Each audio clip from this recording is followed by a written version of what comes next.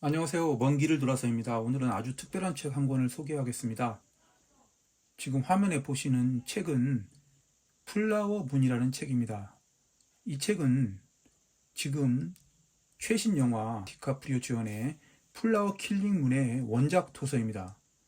저는 원래 이 책을 알고 있었습니다. 그래서 구입을 할까 말까 수년 동안 고민하다가 영화가 개봉한 것을 보고 바로 이렇게 어제 구입해서 오늘 다 읽어버렸습니다. 오늘 이렇게 급하게 읽은 이유는 이 영상을 찍기 위해서가 아니라 이 책을 먼저 보고 영화를 보기 위해서였습니다. 제가 먼저 이 책을 보고 제 스스로 구현한 제 두뇌 속 영상을 영화를 통해 확인하고 싶어서였습니다. 자, 그러면 책 소개를 한번 해볼게요. 책 전면을 보시면 이렇게 거대한 달이 있죠. 그리고 그 달 앞에 한 남자가 권총을 들고 있습니다. 뭔가 음산한 분위기가 느껴집니다. 그리고 책 전면에 작은 문구가 있는데 그 문구가 이 책의 핵심 내용을 담고 있습니다. 거대한 부패와 비열한 폭력 그리고 FBI의 탄생이라고 쓰여져 있습니다.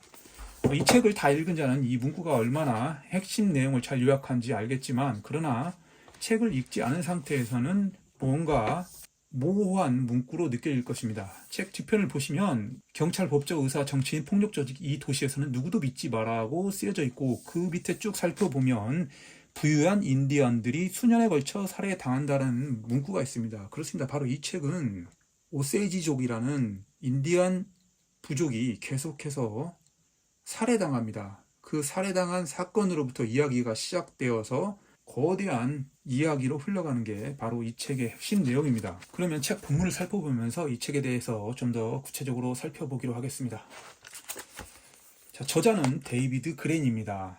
저널리스트입니다.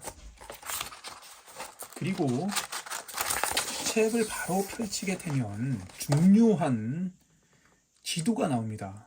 자, 이 책에 오세이지 카운티라고 쓰여져 있고 그 다음에 미국 지도가 나옵니다.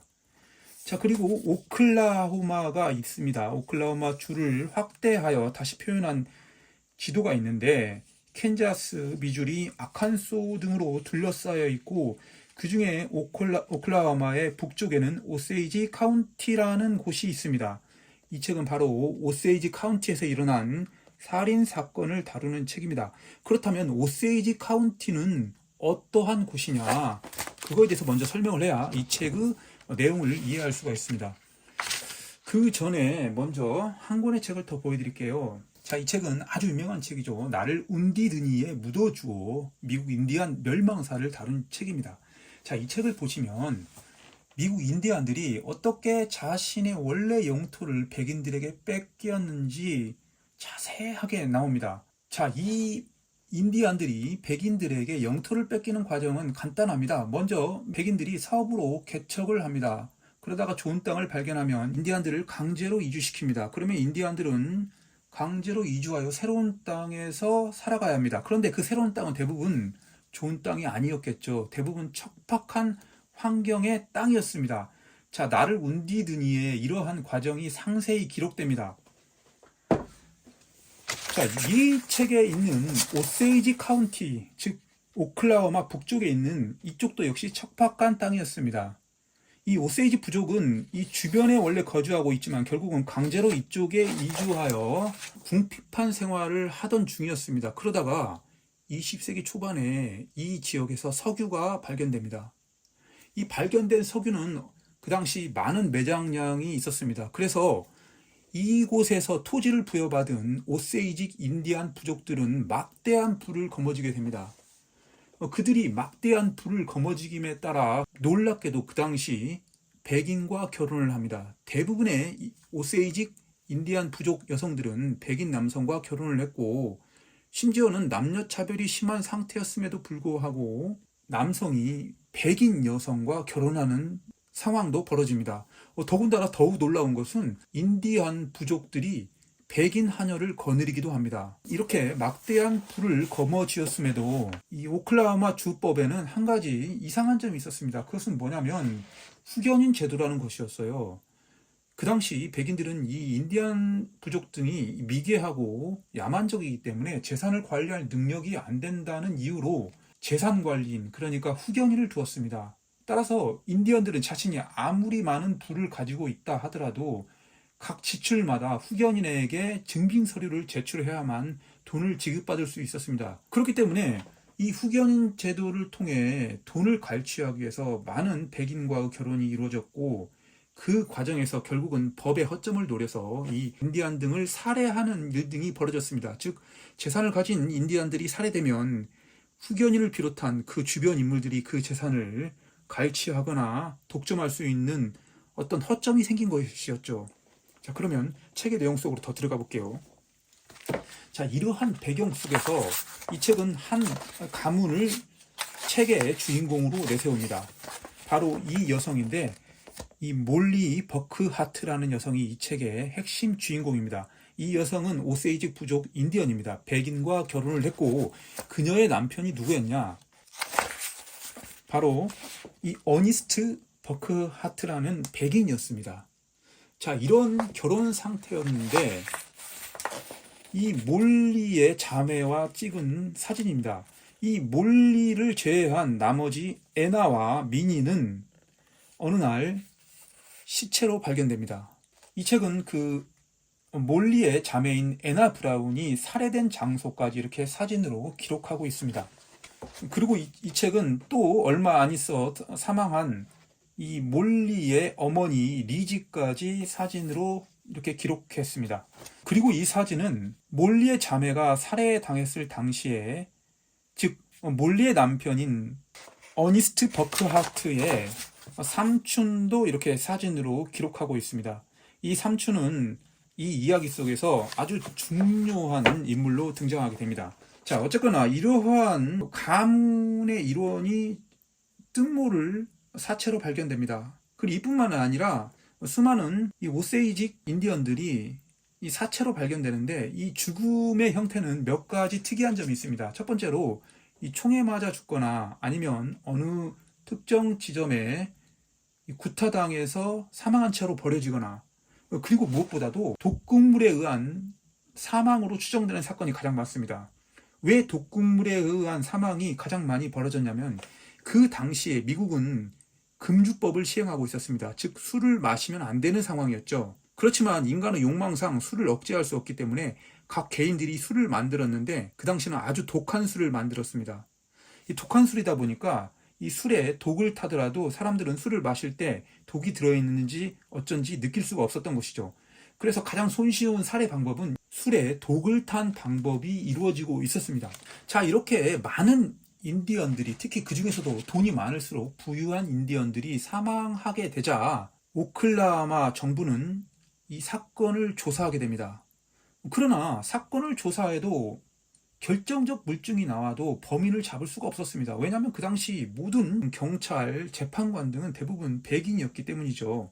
이 백인은 인디언을 그 당시에 인간과 동물의 그 어디쯤 중간에 해당되는 생명체로 여기었다는 이야기도 있습니다. 그만큼 이 인디언의 죽음은 대수롭지 않게 생각하던 시기였죠.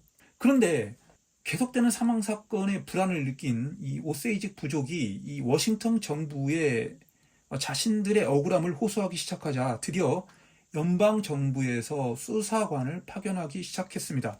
그 수사관 중에 가장 핵심 인물은 바로 이 톰 화이트라는 사람이었습니다. 그런데 이 톰 화이트를 누가 보냈냐? 또 다른 핵심 인물이 등장합니다. 바로 너무나 유명한 존 에드가 후보입니다. 존 에드가 후보가 FBI 초창기 시절에 찍은 사진입니다. 이미 20대였습니다. 이 존 에드가 후보는 미국 역사상 가장 유명한 인물 중에 한 명이죠. 왜냐하면 실질적으로 FBI를 창설했고 초대 국장을 수십 년간 역임하면서 무려 8명의 대통령과 같이 업무를 처리했습니다. 따라서 대통령은 사망하거나 은퇴하거나 자리가 바뀌었음에도 에드가 후보는 FBI 국장 자리를 계속해서 영위하면서 이 미국의 온갖 사건 등에 대한 정보를 파악하게 되는 것이죠. 그래서 훗날 존 에드가 후보는 대통령조차 함부로 다룰 수 없는 인물이었다고 합니다. 그렇기 때문에 이 책 전면에 FBI의 탄생이라는 문구가 이 책의 내용과 연결되는 것입니다. 그러니까 종합하자면 인디언들의 연속되는 살인사건이 발생하자 미국 연방정부에서는 수사관을 파견하고 그 수사관을 총지휘한 것이 바로 존 에드가 후보고, 존 에드가 후보는 바로 이 인디언 살인사건의 전모를 파헤치게 되면서 FBI가 미국의 중추적 수사기관으로 자리 잡게 되는 것이죠. 그렇기 때문에 뭔가 부자연스러운 인디안 살인사건과 FBI가 이렇게 연결되는 것입니다. 바로 이 책은 그 내용을 수많은 자료와 작가의 치밀한 조사, 그리고 작가의 흥미로운 글쓰기 능력을 통해서 이렇게 한 권의 책으로 엮어낸 것이죠. 더 이상의 내용은 제가 스포가 될 수 있으니까 여기서 중단하는데, 대충 이 정도 내용을 가지고 본문을 읽어 나간다면 정말 흥미로운 책이라고 느낄 수 있을 것입니다. 소설보다 훨씬 더 재미있는 놀라운 책이라는 것을 느낄 수 있을 것입니다. 자, 이 책에 대한 몇 가지 사항을 더 덧붙이자면, 이 책은 현대 출판물의 흐름과 같이 한다고 볼 수 있습니다. 무슨 말이냐면, 요즘 나오는 많은 책들은 20세기에 소외받거나 억압당했던 계층과 인종을 다시금 생각하게 하는 그 흐름의 일환입니다.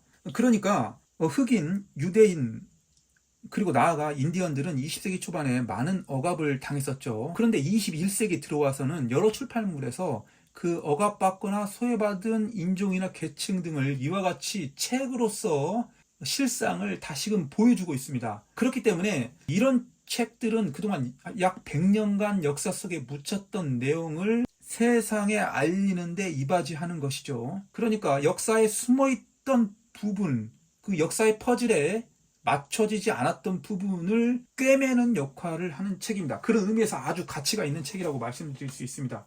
그리고 이 책은 무엇보다도 놀라운 점은 많은 등장인물이 나옵니다. 그러니까 수사 인력도 여러 명이고, 범행과 관련된 인물도 여러 명이고, 그 다음에 살해당한 인디언도 여러 다수가 등장하는데, 저자의 놀라운 글솜씨를 통해서 읽는데 전혀 어려움이었습니다.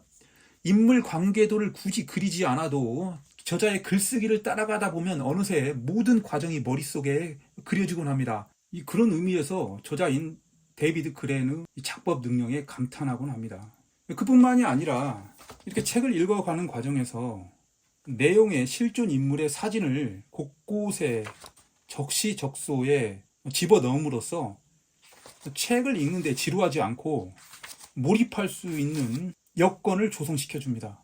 그리고 한 가지 더 덧붙이자면, 작가는 이 등장인물을 마치 추리소설 또는 스릴러물과 같이 극적인 인물로 묘사하는 능력이 탁월합니다. 그렇기 때문에 읽는 내내 전혀 지루하지 않고 페이지를 멈출 수가 없는 놀라운 책이었다고 생각합니다. 제가 오늘 이렇게 소개하지만 여러분들도 한번 이 책을 구입하여 한번 읽어보시기 바랍니다. 절대 실망하지 않을 거라고 생각합니다. 나아가 이 플라워문이라는 책 때문에 저는 다른 도서를 연달아 읽을 수밖에 없는 상황에 처하게 되었습니다. 왜냐하면 이 책이 인디언과 관련된 책이죠. 그렇기 때문에 인디언과 관련된 또 다른 책이 한 권 있어요. 바로 요즘 미국에서 가장 유명한 작가 중에 하나인 루이스 어드리크입니다. 루이스 어드리크는 이 책으로 퓰리처상을 수상했고, 그 다음에 전미 도서상도 수상했습니다. 특히나 이 책은 2021년 퓰리처상 수상작인데, 이 책 역시 인디언과 관련된 책입니다. 그리고 저자인 루이스 어드리크 또한 이 독일계와 인디안의 혼혈입니다. 그렇기 때문에 이 플라워 문을 통해서 이 밤의 경비원까지 이어지는 연속적인 독서를 행하게 되었습니다. 그래서 내일부터 이 밤의 경비원을 읽을 예정입니다. 독서는 계속해서 이처럼 좋은 책을 만나게 되면 그와 연관된 또 다른 책을 계속해서 연달아 읽게 하는 효과를 가지고 있습니다. 자, 오늘은 한참 영화로 개봉 중인 플라워 킬링 문의 원작 도서 플라워 문을 이야기해 보았습니다. 영상을 시청하시는 모든 분들께 이 책을 먼저 보고 영화를 보셨으면 하는 바람을 전하며 오늘 영상을 마치겠습니다. 감사합니다. 먼 길을 돌아서 했습니다.